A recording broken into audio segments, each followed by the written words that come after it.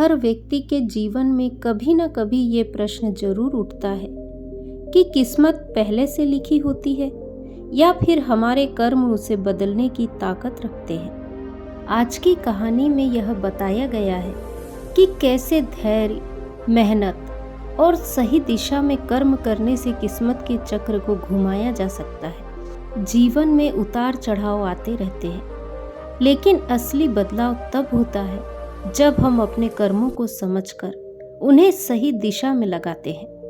तो चलिए आज की कहानी शुरू करते हैं। एक छोटा सा गांव था जो घने जंगलों से घिरा हुआ था। इस गांव की सुंदरता उसके हरे भरे खेत, ठंडी हवाएं और साफ बहते झरनों में झलकती थी। गांव में बसने वाले लोग सीधे साधे, मेहनती और ईमानदार थे। यद्यपि यह गांव प्राकृतिक संसाधनों से समृद्ध था, पर यहाँ के लोग किस्मत पर अत्यधिक भरोसा रखते थे।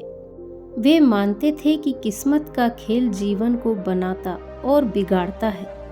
गांव में एक परिवार रहता था जो सालों से खेती करता चला आ रहा था। इस परिवार के मुखिया थे राम और श्याम के पिता, जो खुद मेहनती किसान थे। वे जमीन को अपनी माता मानते थे और उस पर कड़ी मेहनत करके फसलें उगाते थे। पिता का मानना था कि जो बोओगे वही काटोगे, इसलिए वे अपने बेटों को भी यही सिखाते थे कि जीवन में मेहनत ही सबसे बड़ा धर्म है। राम और श्याम इसी किसान परिवार के दो बेटे थे। बड़ा भाई राम अपने पिता के नक्शे कदम पर चलते हुए एक मेहनती और ईमानदार इंसान बन गया। उसने पिता से सीखा था कि जीवन में किस्मत से ज्यादा महत्व कर्म का है। वह खेतों में दिन रात काम करता और सोचता कि एक दिन उसकी मेहनत का फल जरूर मिलेगा। वहीं छोटा भाई श्याम पिता की बातों को ज्यादा गंभीरता से नहीं लेता था। उसे लगता था कि किस्मत से ज्यादा कुछ नहीं होता और जो किस्मत में लिखा होता है वही मिलता है। उसकी सोच की वजह से वह काम से कतराता था और दूसरों पर निर्भर रहता था। वक्त का पहिया घूमता है और एक दिन राम और श्याम के पिता का देहांत हो जाता है। अब राम पर जिम्मेदारियों का बोझ आ पड़ा। उसने अपने पिता की भूमि को संभाला और खेतों में दिन रात काम करना शुरू कर दिया। दूसरी ओर श्याम पिता के निधन के बाद पूरी तरह से लापरवाह हो गया। वह दिन भर गांव के चौपाल पर बैठकर किस्मत की बातें करता और कहता, देखो, किस्मत कभी ना कभी सबको मौका देती है। मेहनत करने वालों को सिर्फ कष्ट ही मिलता है। राम ने कई बार अपने भाई को समझाया, श्याम, जीवन में मेहनत ही असली पूंजी है। किस्मत पर यूं भरोसा करना ठीक नहीं।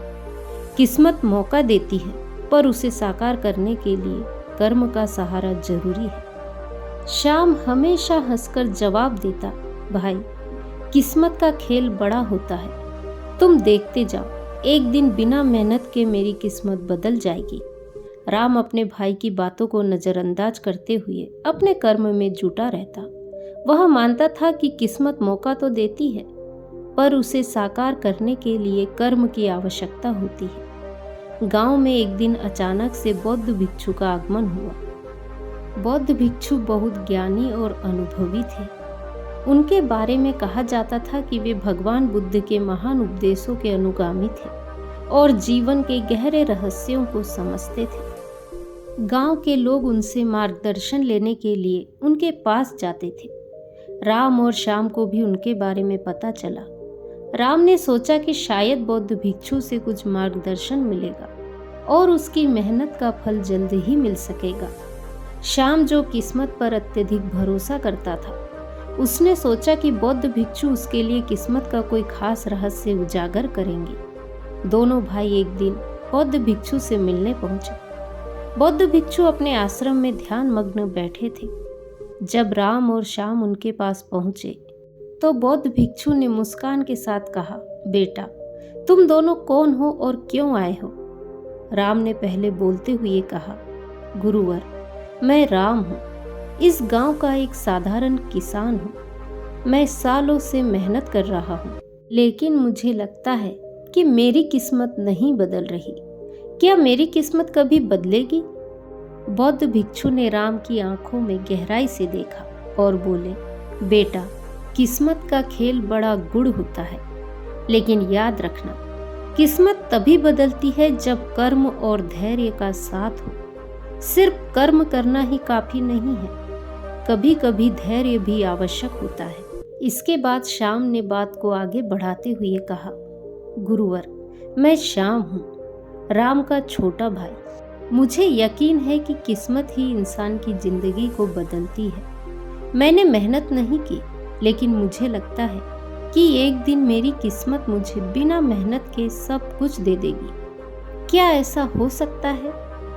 बौद्ध भिक्षु हंसते हुए बोले, श्याम, किस्मत का खेल तुम्हें कुछ समय के लिए सफल बना सकता है, लेकिन अगर तुम उसे सही दिशा में नहीं संभालते तो वह सफलता भी तुम्हारे हाथ से फिसल जाएगी। श्याम ने हल्की सी मुस्कान के साथ कहा, गुरुवर, मुझे यकीन है कि किस्मत मेरे साथ होगी। बौद्ध भिक्षु ने गहरी सांस ली और बोले, तुम दोनों को समझने के लिए मैं तुम्हें 2 कहानियां सुनाऊंगा। यह कहानियां किस्मत और कर्म के महत्व को समझाने में मदद करेगी। पहली कहानी। बहुत समय पहले एक राज्य में एक महान राजा था, जिसका नाम राजा उदय सिंह था। राजा बहुत शक्तिशाली था। उसकी किस्मत हमेशा उसके साथ रहती थी। हर युद्ध में उसे जीत मिलती, हर योजना सफल होती और उसकी प्रजा उसे भगवान के रूप में पूजती थी। लेकिन अचानक एक दिन उसकी किस्मत बदल गई। राजा के राज्य पर आक्रमण हुआ और वह उस युद्ध में हार गया। उसकी संपत्ति, सेना और शक्तियां सब छिन गई। राजा सोच में पड़ गया कि आखिर उसकी किस्मत ने उसका साथ क्यों छोड़ा। उसने एक साधु से जाकर पूछा, महाराज, मेरी किस्मत हमेशा साथ रही, लेकिन अब मुझे क्या हो गया है? साधु ने राजा से कहा, राजन, किस्मत हमेशा एक जैसी नहीं रहती। यह एक पहिया है जो ऊपर भी ले जाता है और नीचे भी। तुम्हारी किस्मत ने तुम्हें सफलता दी, लेकिन तुमने उसका अहंकार कर लिया, इसीलिए अब यह पहिया नीचे की ओर मुड़ा है। लेकिन अगर तुम सच्चे मन से फिर से कर्म करोगे तो यह पहिया फिर से ऊपर की ओर लौटेगा। राजा ने साधु की बात मानी और अपना अहंकार त्याग कर कर्म में लग गया। धीरे धीरे उसकी किस्मत फिर से बदल गई और वह फिर से राजा बन गया। गुरु ने दोनों भाइयों को देखा और कहा, इस कहानी से हमें यह समझना चाहिए कि किस्मत का खेल एक चक्र है जो कर्म और धैर्य से चलता है। अब गुरु ने दूसरी कहानी सुनाई। एक गांव में एक मोहन नाम का गरीब व्यक्ति रहता था। वह बहुत निर्धन था, लेकिन उसकी आस्था अपने कर्मों में अटूट थी। वह दिन रात मेहनत करता, पर उसकी किस्मत उसे सफलता नहीं दे रही थी। उसके घर में गरीबी का राज था और उसके पास खाने के लिए भी पर्याप्त भोजन नहीं था। एक दिन उसे एक गुरु मिले। गुरु से उसने कहा, हे गुरुवर, मैंने जीवन भर मेहनत की है, फिर भी मेरी किस्मत क्यों नहीं बदलती? गुरु ने उससे कहा, तुम्हारी किस्मत बदलने का समय आया है, परंतु याद रखो, तुम्हारी मेहनत ने ही तुम्हारी किस्मत को इस मोड़ तक पहुंचाया है। अब थोड़ा और धैर्य रखो, तुम्हारा समय आएगा। मोहन ने गुरु की बात मानी और धैर्य के साथ अपने कर्म करता रहा। कुछ समय बाद उसे एक अनोखा अवसर मिला। उसके अंदर अद्भुत प्रतिभा थी। वह प्रतिभा दिखाने का अवसर उसे राज दरबार में मिला, जिस वजह से उसे राज दरबार में काम करने का मौका मिल गया। मोहन की किस्मत बदल गई, लेकिन उसने कभी अपने कर्मों को नहीं छोड़ा। बौद्ध भिक्षु ने कहा, इस कहानी से यह सीखने को मिलता है कि किस्मत बदलने में समय लगता है, पर कर्म का साथ कभी नहीं छोड़ना चाहिए। बौद्ध भिक्षु ने एक गहरी सांस ली और दोनों भाइयों की ओर देखा, फिर बोले, राम, तुम्हारी मेहनत सही दिशा में जा रही है, लेकिन धैर्य की कमी से तुम्हें अभी तक परिणाम नहीं मिले। किस्मत का चक्र घूमेगा, लेकिन उसे धैर्य के साथ सहारा देना जरूरी है। और श्याम, तुम्हें यह समझना होगा कि किस्मत का सहारा कभी भी स्थायी नहीं होता। अगर तुम सिर्फ किस्मत पर निर्भर रहोगे और कर्म नहीं करोगे तो जब वह तुम्हारा साथ छोड़ेगी तुम्हारे पास कुछ नहीं बचेगा। राम ने सिर झुकाकर कहा, गुरुवर, मुझे समझ में आ गया कि धैर्य और कर्म ही किस्मत का असली साथी है। मैं अपनी मेहनत को और ईमानदारी से करता रहूंगा। श्याम ने थोड़ा असमंजस में रहते हुए कहा, गुरुवर, क्या मेरे पास अब भी समय है कि मैं अपनी आदतें बदल सकूं? गुरु ने मुस्कुराते हुए कहा, श्याम, समय हमेशा मौजूद है। अभी भी तुम अपने कर्मों को सुधार सकते हो। किस्मत तभी तुम्हारा साथ देगी जब तुम उसे अपना सहारा नहीं बल्कि साथी मानोगे। बौद्ध भिक्षु की बातों को सुनने के बाद दोनों भाई गांव लौट आए।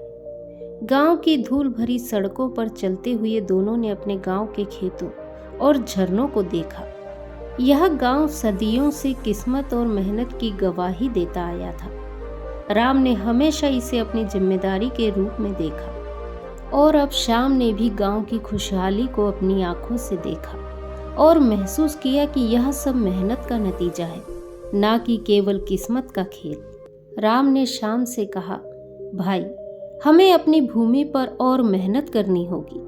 बौद्ध भिक्षु ने हमें जो सीख दी है उसे अपनाकर हम अपनी किस्मत को खुद गढ़ सकते हैं। श्याम ने सहमति में सिर हिलाया और बोला, भाई, मैं भी अब समझ गया हूँ कि किस्मत केवल तभी बदलती है जब हम अपने कर्मों को सुधारते हैं। मैं तुम्हारे साथ इस जमीन पर काम करूँगा और अपनी आदतें बदलने का प्रयास करूँगा। तो दोस्तों, आज की कहानी यदि आपको पसंद आई हो तो वीडियो को लाइक, शेयर, कमेंट करें और चैनल को सब्सक्राइब करें। नमो बुद्धाय।